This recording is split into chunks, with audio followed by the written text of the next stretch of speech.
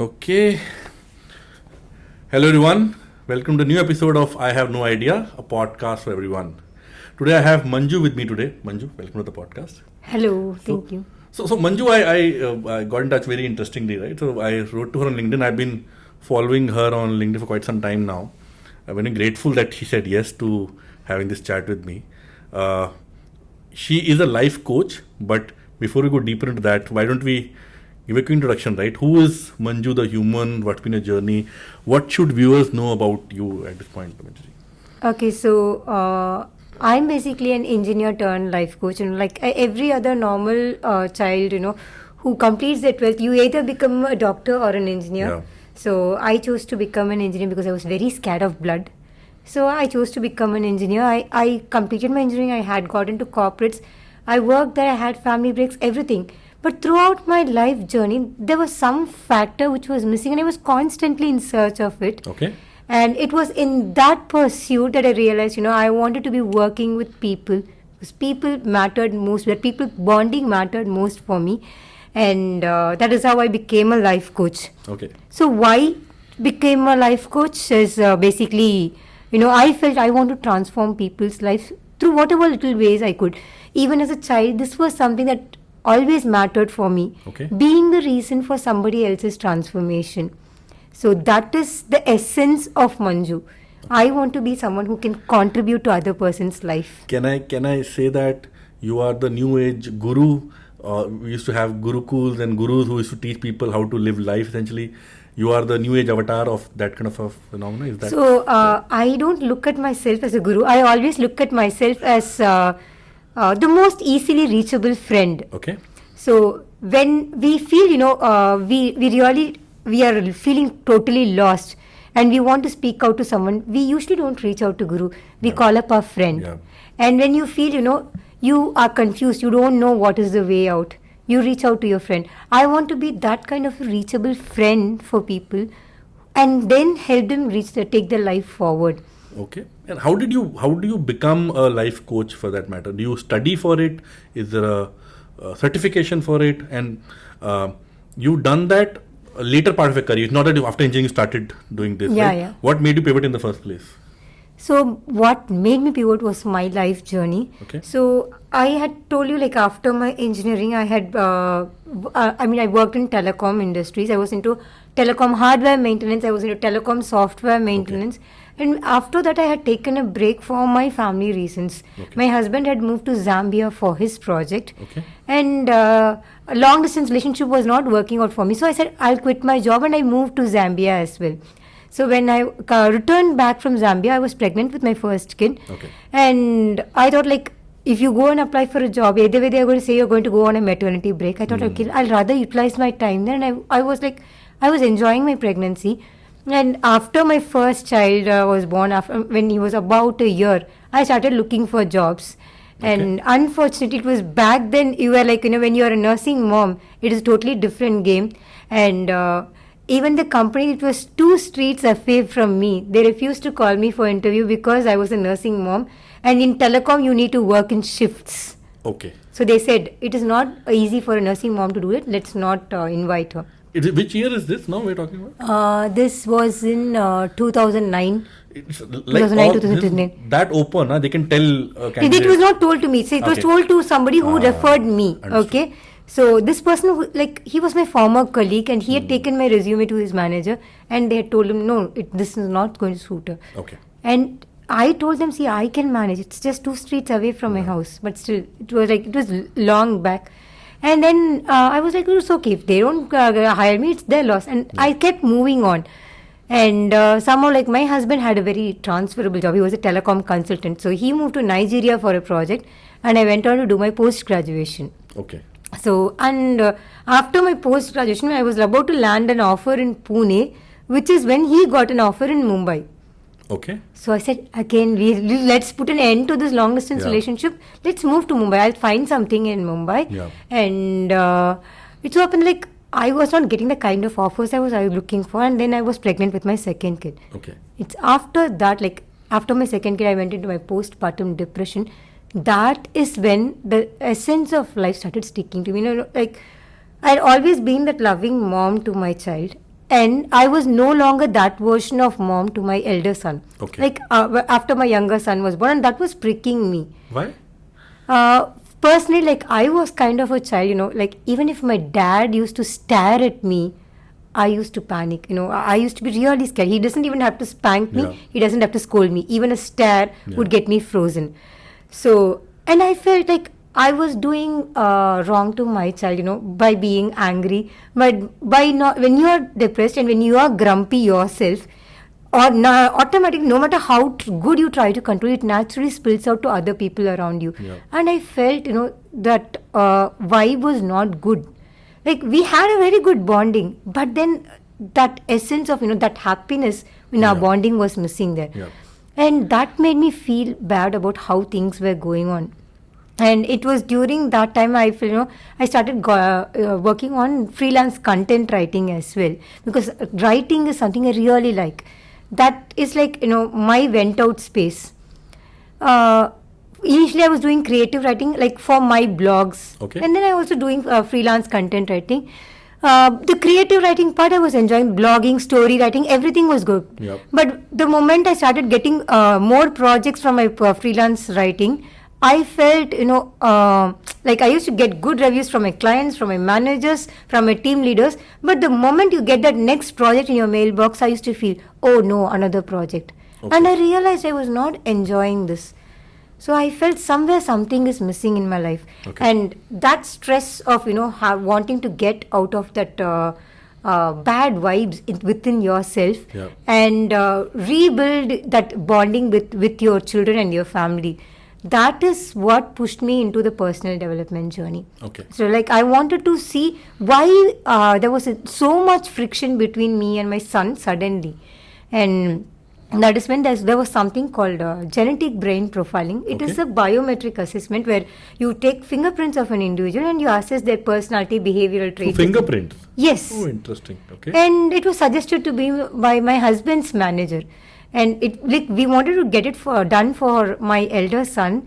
But it so happened like I was very curious how this was working. Yeah. And I more so wanted to know that, whatever this person is going to be telling about my son Yeah. is true. So I said, do mine first.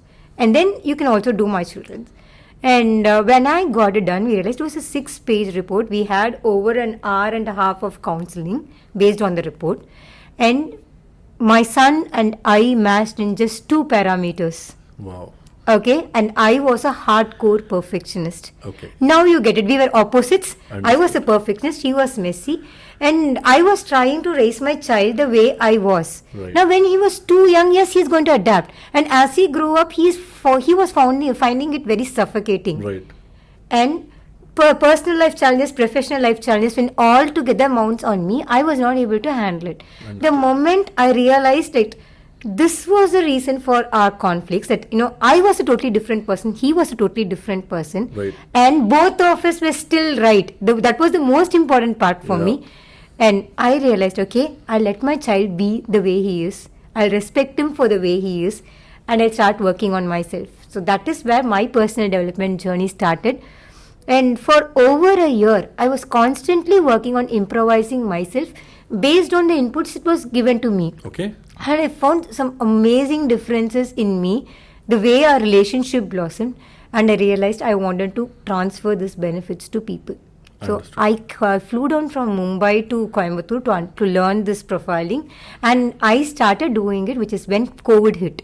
Okay. The entire lockdown, I started upskilling myself, because that idea of understanding a person, how people behave, was like something really mind blowing for me, and it helped me transform a lot. Okay. So I started doing a lot of upskilling courses through Udemy and other things, and that is how I also realized, like during the course of it, I underwent life coaching myself. Okay. Which is when I realized that essence of Manju, which is like being the reasons for transformation in other people's life.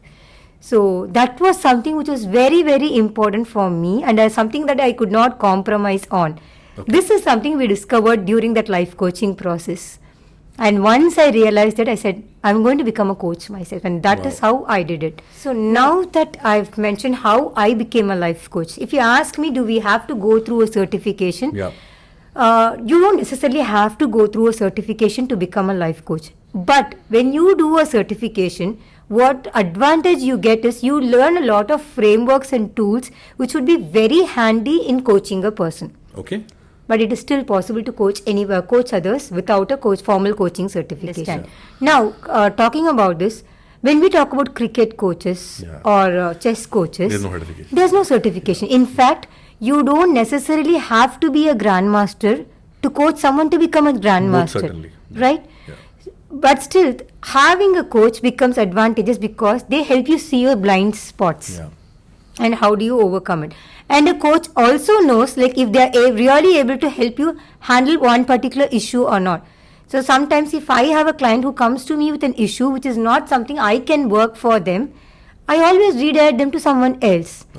Okay. So when you are in that space, you have that idea. And how the other person is going to get that credibility is when you speak to that coach, you understand you tell them about your problem. If they are able to understand your problem and if they are able to give you the right answers, that suits it. Perfect. I want to come to life coach in detail as well. Before we do that, you mentioned a term in your explanation with your relationship with your child of postpartum depression, right? I'm not sure if most of us would be aware of that. Can you talk about that a bit more? What exactly is this and how did you kind of go through it? What exactly is this about? Okay, so after my first pregnancy, like when I had my first child, everything was really rosy, and I was living in a joint family. At any moment, you had a very solid support system where even if you want a break, somebody is there with the kid. You can take a break. Yeah. But when I was there with my second child, you are already a mother. You can't take a break that easily. Correct. You have to look after another child. Correct. And it so happened that I had to take my elder son for speech therapy as well at that time because there were certain syllables he couldn't pronounce right. And here in Tamil Nadu, they didn't matter a lot. But when we moved to Mumbai, you have different pronunciations for Hindi letters. Correct. The. Yeah. Those differentiations, my son was not getting it. Okay. So I had to take him to a speech therapist. And when you go for therapy, that becomes a routine as a whole. And my son was not enjoying that routine. Yeah. And I had to handle that routine while handling my younger kid. And my husband was in a traveling telecom job. He wasn't available always at home. So which means I had to juggle everything. And I had little to no time for personal care. Yeah. So that hit me hard. If I have to laugh, it is alone. If I have to cry, it's alone. If I have to show my anger out, it is again to myself and my kids. You don't have a proper adult conversation. It is only you, your kids, and the four walls of the house. Yeah. That is where it was taking too much toll on me. So how does it even look like? You feel like crying. You have no reason why you are crying. You feel very angry. You don't know why you are angry.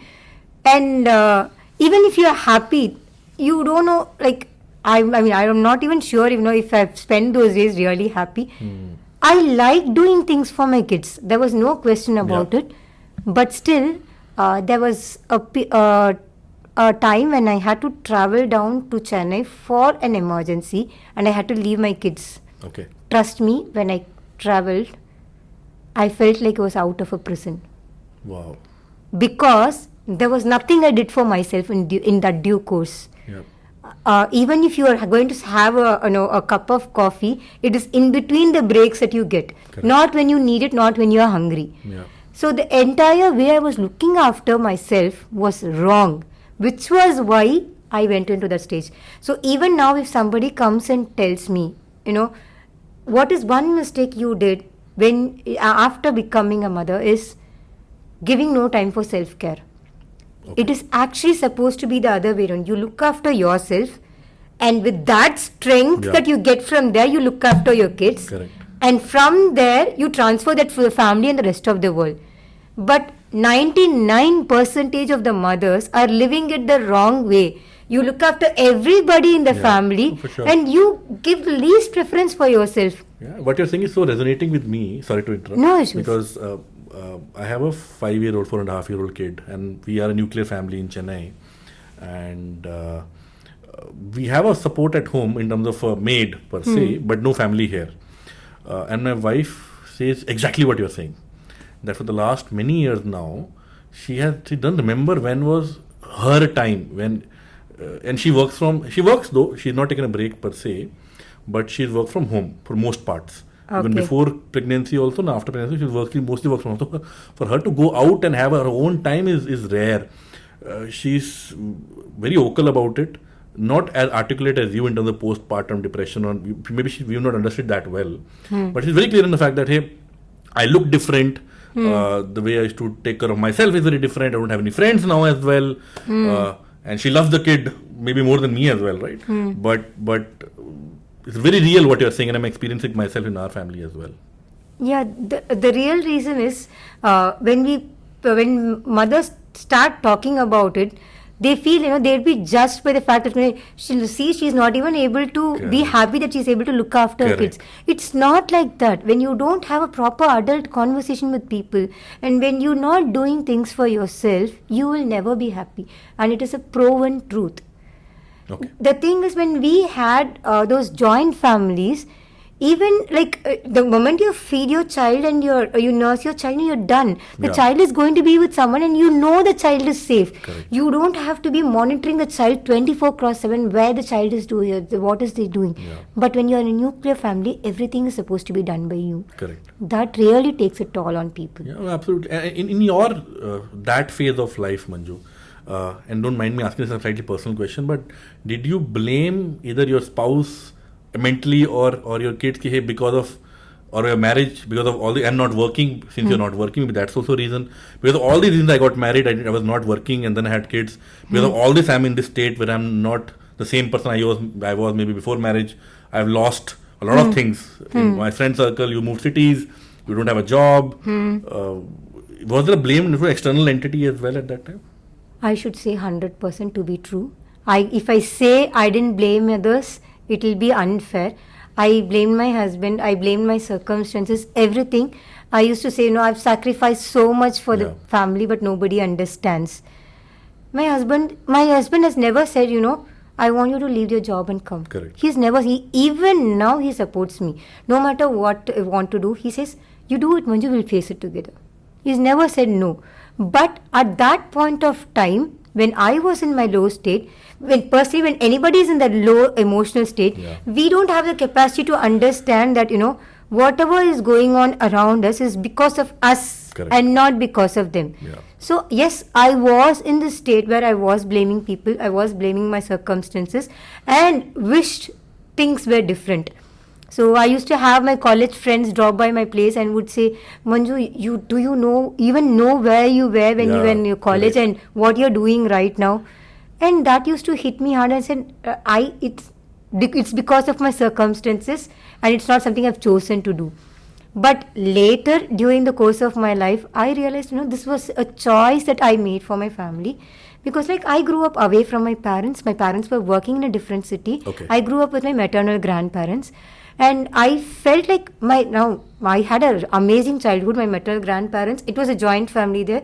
I had an amazing childhood. I had 4 more cousins to be with. I was never alone. Okay. But I felt, I didn't have that kind of relationship my other cousins had with their parents.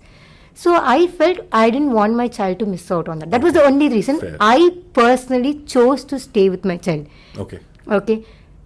Yet when I thought, I was sacrificing this. It was a choice. It was a personal choice. Nobody imposed it on me.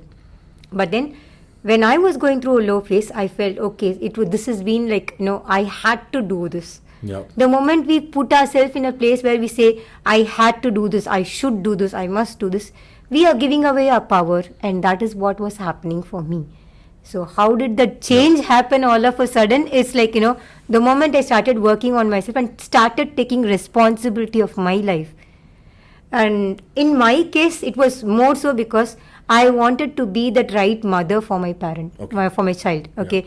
Through whatever in my life you say, whatever journey I have been, it was always been to be that right mother to my child. Okay. So that was the reason for my transformation. That gave me that push, that power that was necessary to come here. Fair. No, appreciate it. And let me ask you now a stereotypical question, which is, if I distill what you just said and don't take the context, I will I'll just make notes, right? Somebody hearing me will make note. Okay, this person married, shifted cities, let's say stopped working. Eventually, we had to take help to kind of start taking care of themselves. While she's saying she made choices per se, but was it really your choice, or is there a, hey, sorry to say, but your husband could have left his job and took care of the kids as well, right? So why did being a woman, while you might think it's your choice, the construct is such that you are expected to do some things even that way as well. Yeah, that is something I would still say we assume it is like that. To give you an example, it was not like right after my marriage I left my job.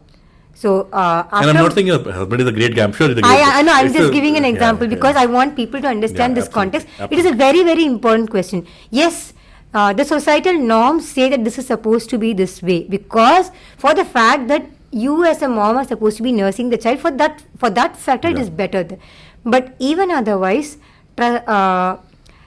it was never a case where, like my husband had to say that, in fact, when I got married, I was earning more than my husband. But still, it was like, I was working in a startup company which was not progressing further. Okay. So I felt like, I'm in India and you are in Zambia. So I'll rather quit this job and come there. So it was my choice.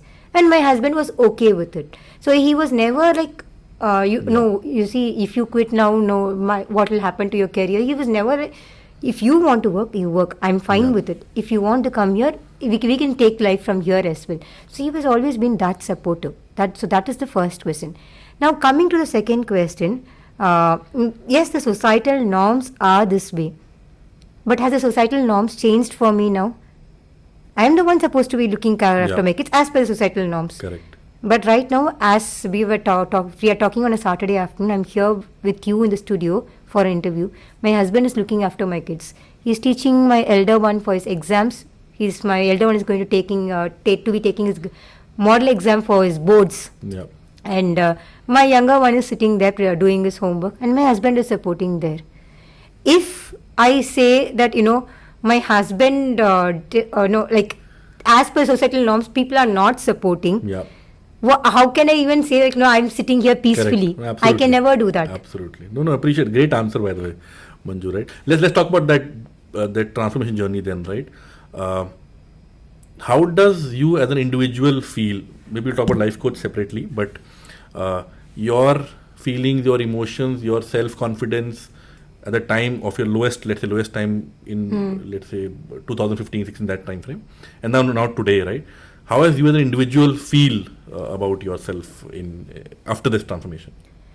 That phase, it was like I should tell you, like, you are probably caught inside the four walls, and you're literally looking for freedom. Okay. That pain was necessary for me that day. If not for that pain, I wouldn't have taken those consistent efforts to be the person that I am today. Okay. So. Having been through that journey and having reached a more matured state, now I would say that journey was definitely worth it. That if not for that pain, I wouldn't have been a transformed person. Okay. I would have always thought, I am a perfectionist. These people are wrong. Yep. But that pain was what made me to understand. It actually gave me a direction to see how I can work on improving the relationship. So for that. Now, again, when we say improving the relationship, we always say, if that person was fine, my relationship would be great, whether it is a parent or a child or spouse or whoever it is. Now, in my case, I changed myself and my relationship is good now. It is always us, always, 100% What was that moment which made you this change? Was it, you mentioned this biometric analysis. Is that the only thing? What made you realize that, hey, the problem is within me, not outside? It was that difference in personalities that I saw, and the fact that I realized both of us were, now I knew we were contrasting personalities, but the fact that you see that, all these are, there's no just black on white, that you have those grays. To tell you in terms of your HR idea itself, when we say a person is of a dominant personality, that doesn't mean a person who is of steadiness personality is wrong. Yeah. Okay. Now, just because someone is operating a dominant personality, they might feel the other person is coward. Okay, Fair. and when a person who's very high on steadiness, Correct. they would be comfortable doing a routine job. But the other person might find, doing the same thing as simple as brushing the teeth frustrating. Yeah. Okay, now what I feel is, as a human being or as a parent or whatever it is, our duty is to see the other individual as not just a bag of flesh and bones, but to see that that there's a separate mind operating inside it, Yeah. and respect the mind for what it is, instead of trying to tell them, so see, this is the right way, travel in this way. And that is what we usually do, and we end up spoiling the relationship with others, just, taking so much stress on ourselves, trying to set things right. Yeah. Okay, the moment we start respecting people for the individuals they are and help them become their best version, everything falls in place. No, that's a great answer again, Manju. Right? So now, can you tell us what exactly is a life coach? What do you do? I understand you do it as a practice now as well, right? Yeah. If let's say today a layman comes and tells you, Manju, I've heard this term before. I've heard leadership coaching before, executive coaching, a bunch of counseling I've heard as well. It's all the same. What exactly is life coach in the first place? What do you Okay, do? so when we say when we say what do you do as a cricket coach? What is it? We tell them, they say, how do you play cricket? How do you bat? How do you bowl? How do you Correct. field? How do you create strategies for that cricket? Now, when I say life coach, life has different dimensions: your personal life, your professional life, and several other aspects. And all of us have a one version of life called, I want my life to be this way. We call that our dream life. Yeah. But are we living it? And Most people say no to that. yeah, so I'll give you an example. We all talk about work-life balance. Yep.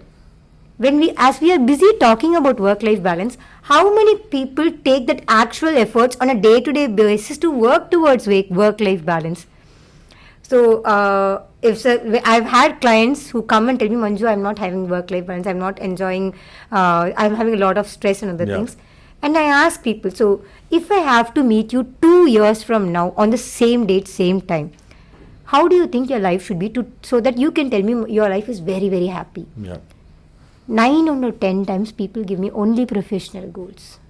Correct. There's no personal goals at all. I was thinking what you asked. I was thinking professional goals as well. Okay, so that happens, okay? And then we say, I need work-life balance. If you don't have some personal goal in life, you won't be working towards it. So what we as, what I as a life coach do is, first thing, I help my clients see life as a whole, and not just your professional life, your personal life. It's life as a whole. And everybody has a dream life. Now, when everybody has a dream life and everybody wants to be successful, do we all become successful? Okay. No. Why is that? There are two reasons. Often people lack the clarity on how they can go and reach that end goal. Second is they have clear idea of what it takes, but they lack that consistency to go and work on that and go reach that goal. So what I as a life coach do is, I help my clients first understand, where that need for the that dream life comes from. Okay. And I help them get that clarity of what it takes for them to go and reach that life goal, and help them develop that consistency so that they can go on to reach that life goal.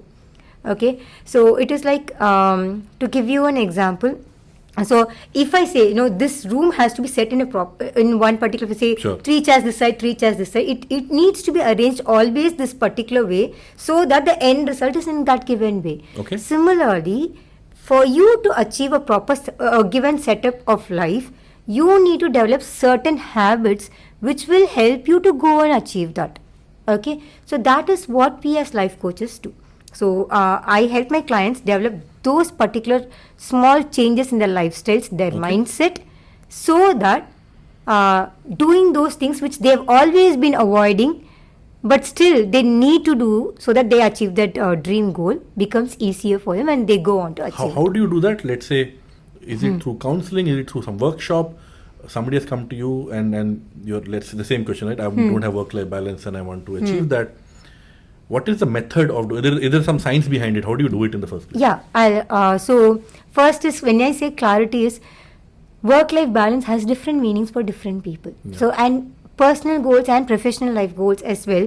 Everybody has a different goal. First, I help them get the clarity of what they need for themselves, not what it is by the societal standards. Yeah. So what I as a person need.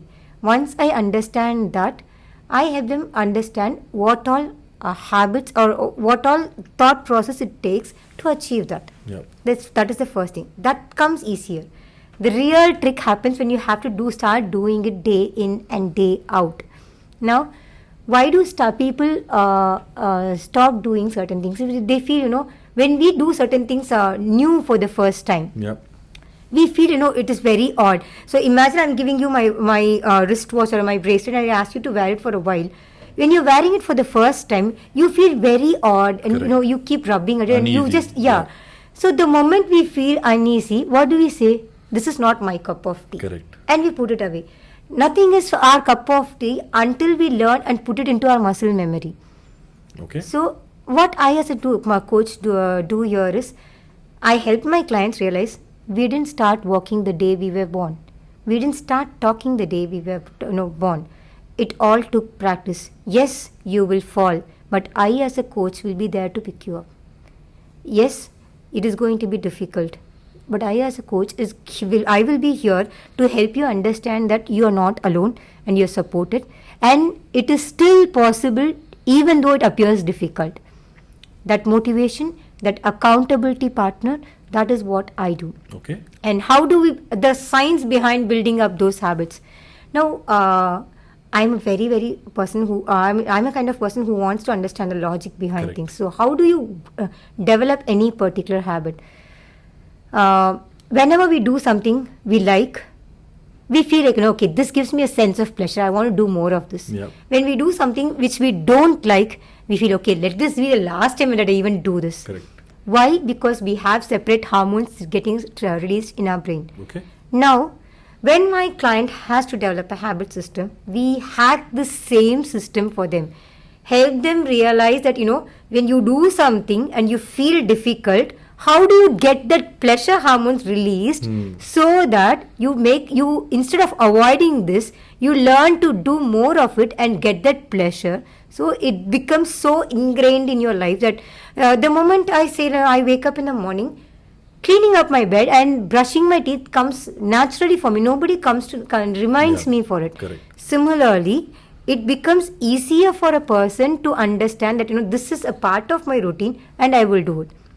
To give you a more professional example, I am working with a entrepreneur client, and she is a person who doesn't like routines. She needs a Okay. lot of variety in her life. And she had come to me saying, Manju, my sales is not that good. I really want to boost it. And sales. So people will, sorry, I'm interrupting. Yeah. People will come to you not only for, hey, I want to live life a particular fashion, can you help me?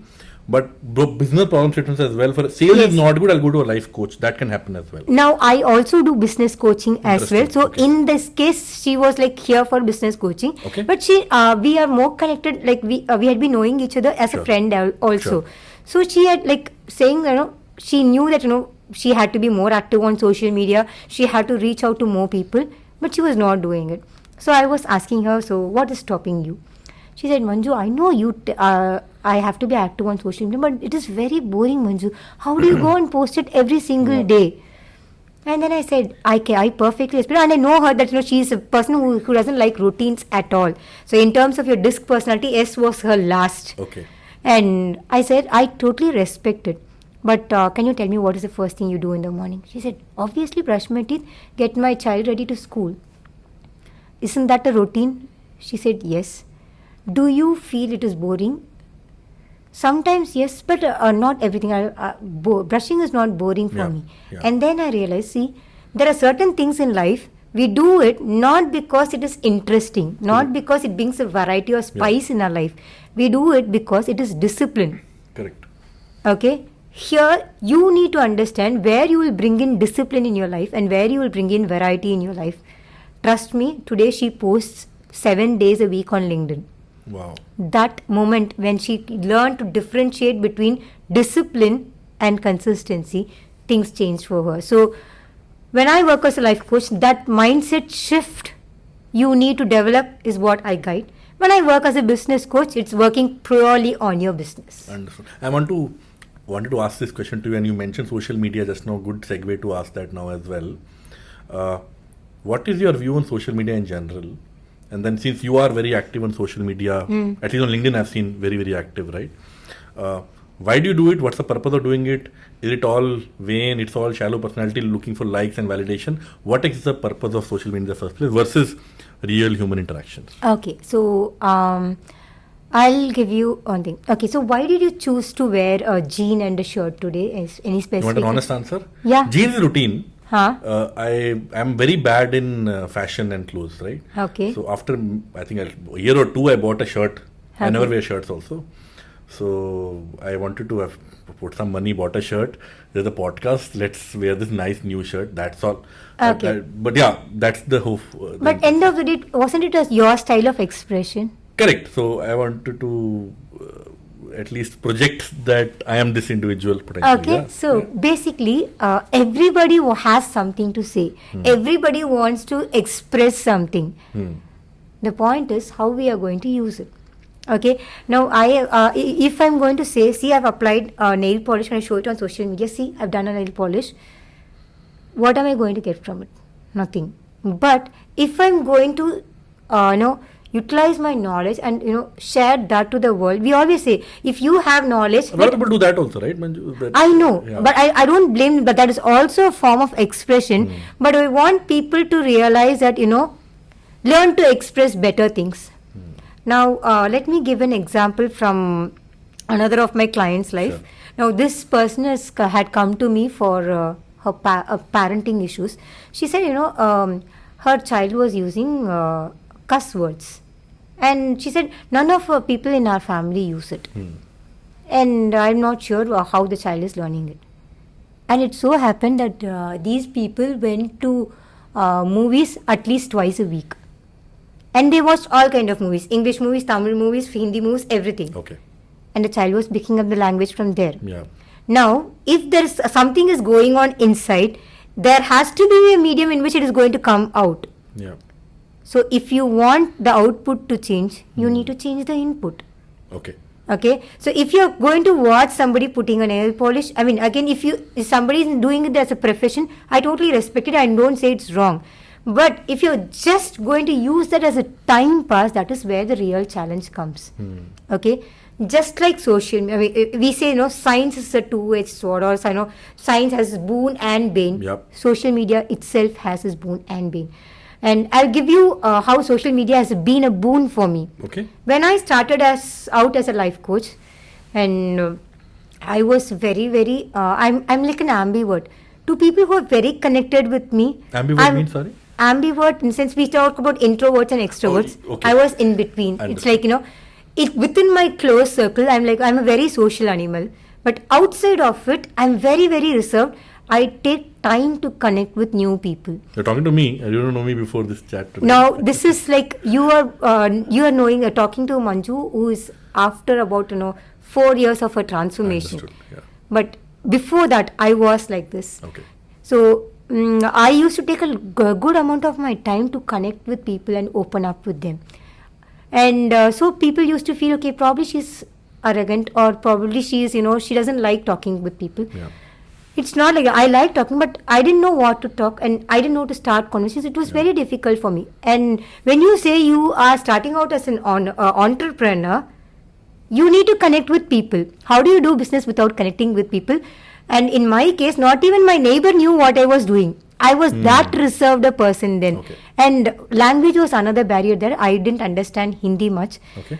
So, and whenever people spoke in Hindi, automatically my ears would shut it off, saying, okay, they are talking to themselves, not to you. Okay. So it was like, not that Mumbai speaks only Hindi, but still somehow Correct. it was very difficult for me to handle there. So I always stayed a little aloof from people. So the best way for me to connect with people was social media. And I'm very good at writing, I told you. Like writing is like, my love, my passion. So whatever knowledge I started sharing on social media through my content. I used to write short stories, I used to write blogs, and I used to put it on Facebook, LinkedIn. For what purpose? For purpose of eventually getting more clients for your life coaching, or what else? Initially, it started out as an expression. For me, like I started writing stories because I like. And people started reading the stories and saying, Manju, it's very nice. So let me dig deeper, right? I'm just trying to. If you like writing stories, write it in a piece of book and keep it next to your bed. Why does the world need to see it? Where is there when somebody you mentioned, right? Somebody saying, Manju, this story is nice. Does that give you validation? Does that give you dopamine in your mind? Hey, people like me. Everybody wants people to like them, right? Is social media a version of that or a purpose for that? For me, it was definitely not that.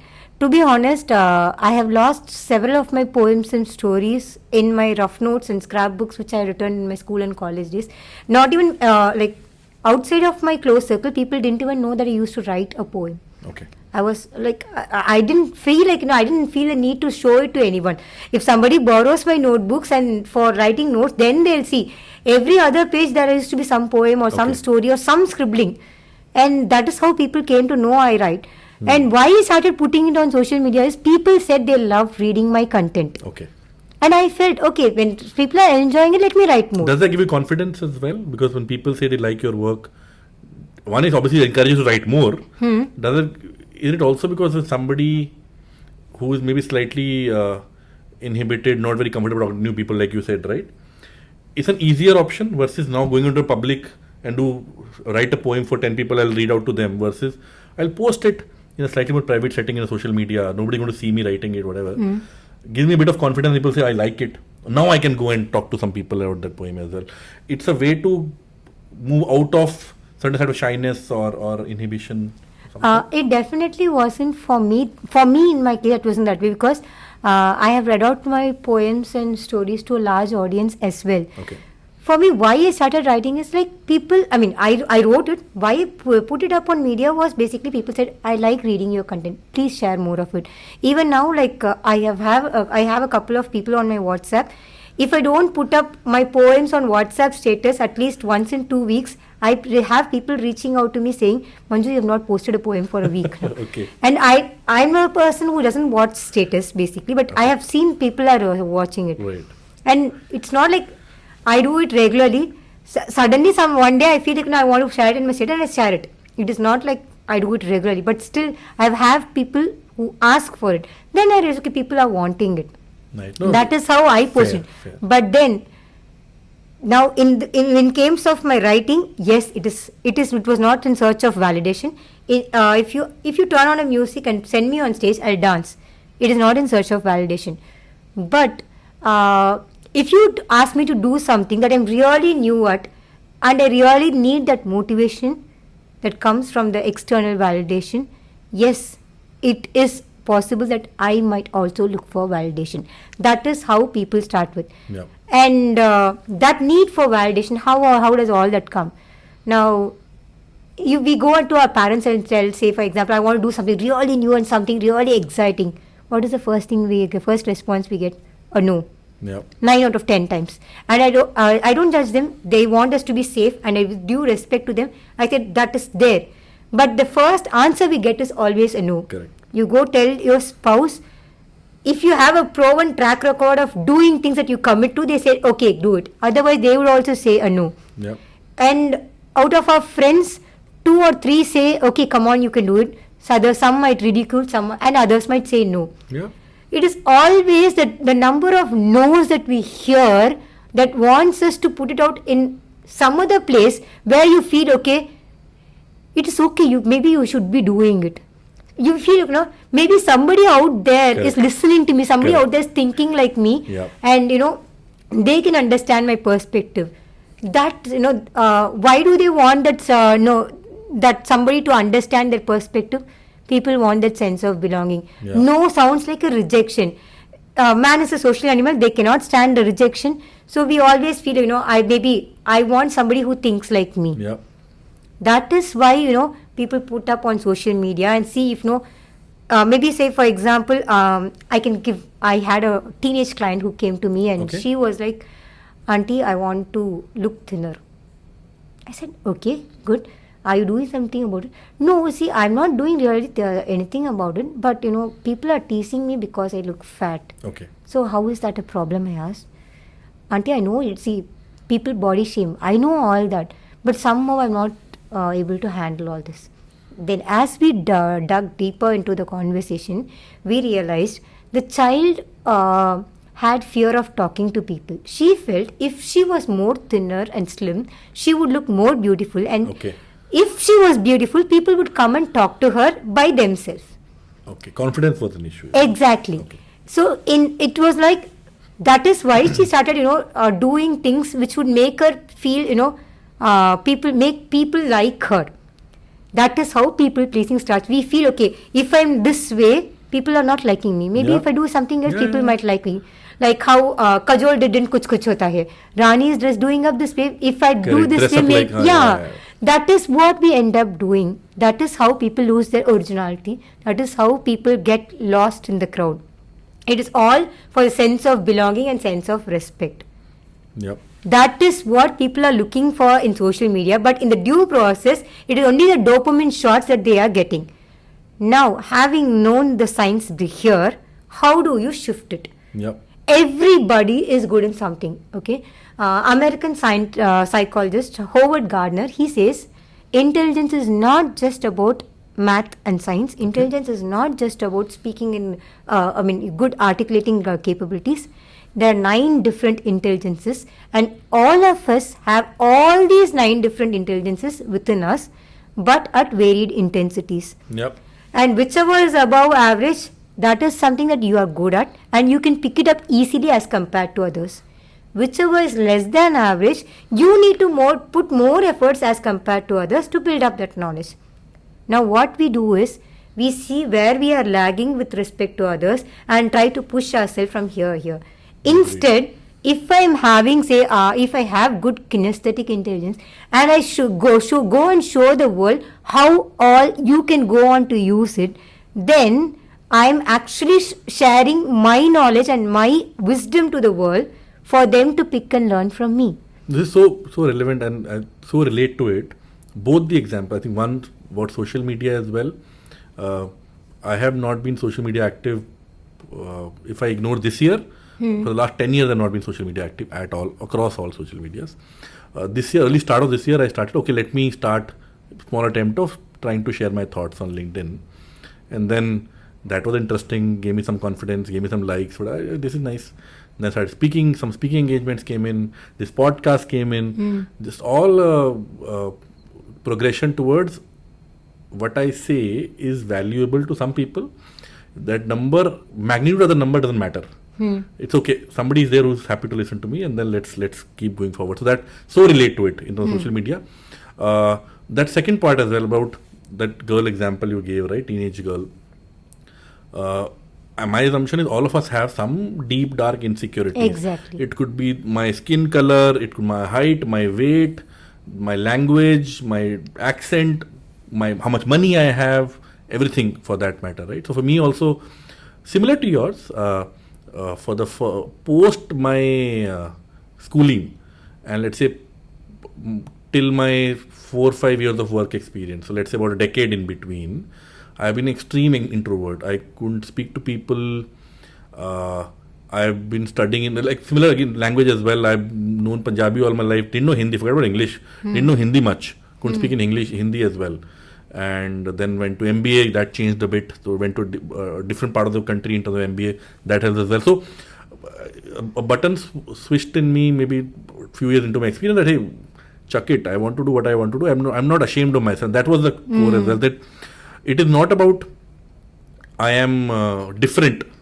That I am fat, I am slim, I am dark, I am light, but I am ashamed of myself, I am lesser. Exactly. That is a major holding, a factor of holding you back, right? I think at a point I say, chuck it, I'll do what I want to do, and then people relate to it. There are more people like you, and then people like what you do, and then kind of goes from there. It kind of becomes a tornado and avalanche after that. You kind of keep going better and better from this. That's so relate to what of things you've said, Manju. Do you have insecurities as an accomplished life coach now? As a human, do you even continue to have insecurities at this I think you have the answer there. You said as a human. Yeah. End of the day, I'm human as Yeah. well. So I have my fair share of insecurities. I keep working on it. I have a coach that I go to. What is that? if you don't mind sharing. Yeah, fear of talking to new people. Okay, so you're doing that right now. I'm learning to handle it. I have that fear, but that fear didn't stop me from coming here. Yeah. That is how I'm learning to face it. So that is one thing. And fear of failures was there. Fear of taking risk was there. And I've been fairly able to manage it. Like, I keep pushing myself despite the fear. Earlier, before I underwent life coaching and other things, fear of failure, fear of risk used to stop me. Fear of talking to new people was at an extreme height. Like, until people came and talked to me, I've never spoken to anyone. In fact, if you had left me in a room like as big as this office, full of people, there are 100% chances that I will speak with no one and move out of the office even after spending one full day here. Okay. Because I felt I'm comfortable me being myself. I carry a book. But where why I- so? Why so? Why would okay. you not talk to people? What is the It is not like I'm not. Earlier, I'm sure not. I now. understand. So I grew up in a very conservative family. So I was always taught that we speak to people when there's a need. Like you don't go and talk to people unnecessarily and intrude into their privacy. So for me, it got registered that when you go and speak to people, say who is completely a stranger to you, and you go saying hi, do you think the weather is hot today? For me, I felt it was absurd and weird. Why do you even have to go and discuss how the weather is? You know it yourself. They are going to know that themselves. And I felt it was weird. Yeah. Small talk, big talk, any talk was weird for me. Yeah. And it took me a long while to understand that yes, it is still okay to connect to a person. Even they have, they will have that need for somebody to. They'll be happy if somebody can listen to them. Yeah. And if you can provide that power of listening ears, it is great. So that process was always there. But still, if you ask me, if you leave me in a room full of new people, I mean, people new to me, but they know each other already, I find it very difficult to go and talk to people because I don't know where to start the conversation from and how to take it forward. So that is something I'm learning. I'm pretty sure you're doing well. We're making progress for sure, right?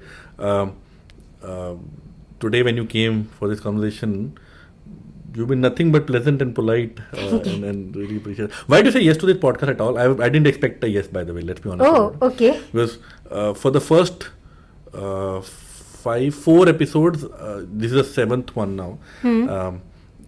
First 4-5 episodes are mostly people I know. Okay. And I said, okay, let me reach out to people now and see other people who I don't know, will they be open to it as well or not? You said yes. Why? Okay. So basically, as a coach, I realized like when I started out as a coach, and it so happened that the kind of people who came to me seeking help were the kind of people who were going through the same kind of journey that I was. Now, this teenage girl that I told you, I'll give you a similar example. I told you I have fear of talking to people, so I always wait for people to come and talk to me. What suggestion did I give her? Whatever I am practicing right now. If I have to go and like you have 15-20 people here, I'll try to find someone with whom I can say one positive thing right at that moment. And from there, I'll take the conversation forward. But trust me, the moment I walk out of the room, I'll feel like, thank God I've done it. That was how difficult it was. But when I taught this to this child, she came back to me after 2 weeks and said, Auntie, guess what? I spoke to one sister in my apartment. I told her her smile was nice. And then she liked it so much, she spoke to me for more than an hour and now she's a good friend for me. Thank you. And it so happens that whatever journey that we are going through, if we face it out well and come out of it strong, the journey that we go through today, it is a survival guide for someone else. Which is why I feel we need to start talking about what we go through as in our life as a human. Which is why I put it out on social media. Perfect. And that is why when you call me for podcast, I may not have achieved something really great, but whatever journey I have been through, I know it is going to be someone else's survival guide now. For sure. No, that's what I do this as well. Somebody asking why would people want to listen to this podcast? Even if 2-3 people see and they find value, why not, right? And I'm sure that 2-3 will become 20 and then 200 for some time in the future as well. What is your relationship with money, Manju? How do you see money as? Money, I would say, money gives you power. Money is, it helps you be in a situation of control, and as long as you think good, money gives you the ability to do that good. And I feel the more good you want to do to people, the more you have to earn. Yeah. Money in the hands of good people does good. So it is not like money is bad. If our thoughts are good, money is used to do the good. If our thoughts are bad, money will be used to do for the bad. So if we feel, money needs to be in the safe hands, money needs to be in the hands of good people. And if you are good, please earn more.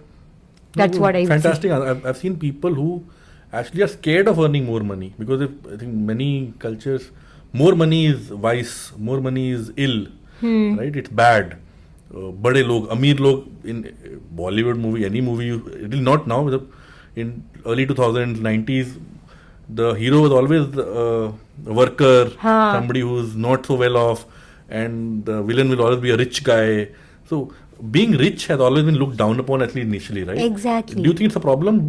Should people talk about money more often, more openly? Definitely yes. Trust me, when I think if you had asked me my definition of money about 3 to 4 years back, in fact I was asked once, my first definition was money is a necessary evil. Yep. And was I feeling that it is right to earn money? No. Which is why, there was a point in time where I was coaching people for free, and I still do it if it is necessary, but I feel, when we do it for free, the other person doesn't take that action necessary for getting that result. Yeah. And when you don't get result, they feel discouraged, you feel discouraged. But the moment money is invested, you get that sense of commitment from people. That is where things change. But as long as I had this thought that money is a necessary evil, I was not able to ask for money from my clients. Yeah. I used to feel like, what would these people say? I mean, she talks so much that, you should do good for people, and she's charging money. Correct. I mean, you go to a doctor, you're unwell, doctor doesn't give you medicines for free. Correct. Okay? And it is perfectly fine to ask money. You get paid when you're working. Absolutely. Aren't you asking money there? Yeah. That's how it is. But it's just that we have this bad connotation about money that, we feel it's not right. It's not right. We have to break this thought, because I have had clients. So I had a child as young as 11 years tell me, if we earn money, we will not be good in life. Okay. Where do these children learn this from? Parents, I'm assuming. So we have to change this, because we are raising a generation thinking that they should be poor. Yeah. Which is not good. We are talking about $1 trillion economy, which the next generation saying money is not good. Yeah. If money is not good, do we say Ratan Tata sir is a bad man? Correct. No, absolutely. I mean, we cannot think of a more gem of a person than Ratan Tata sir. Yeah. So much good has been done with that. Exactly. Yeah. And it all boils down to how we are going to use that money and what we think about. If the thoughts are clear here, we are going to do good. And the people who do bad are not just in the rich. We also have those people who are poor do the bad as well. Yeah. It is not money. It is the thoughts. No, fair. Only question I will have is then, you're not raising an invoice for this podcast. I'm very concerned right now. But last bit then, Manju. You started your life coach journey the last few years. What do you see yourself doing in the next 5-10 years? Where do you see yourself? So, to be honest, I want to be someone who is transforming life on global level, like how Jay Shetty is doing right now. Jay Shetty is one of my inspiration. Okay. So I always look up to him because of the way, Tony Robbins does it. He stands here and delivers the message. For me, Jay Shetty sits with me here and delivers the message. And I want to connect that way with people, because I feel end of the day, we are all here on earth to support each other. Yep. And the biggest gift we can leave to mankind is to help them be a better version of themselves. And I remember there was one conversation which my husband was talking about. I don't even remember who it was. It was some prominent personality. They mentioned, you never know when is the last time you are meeting a person. Right. So always be kind and good to others. So, and I'm being a coach. I should be blessed. I have been able to be that, source of inspiration, Such a of powerful strength. statement, right? Exactly. Yeah. So it helps me feel very happy and powerful. Like you are there to uplift others people. That's how I see it. So where do I see myself grow now from 5 to 10 years? I want to be like global brand, like how Jay Shetty is. Perfect. Manju, thank you so much for being Yeah. here. How was it? How did you feel? Great, thank you. It was amazing.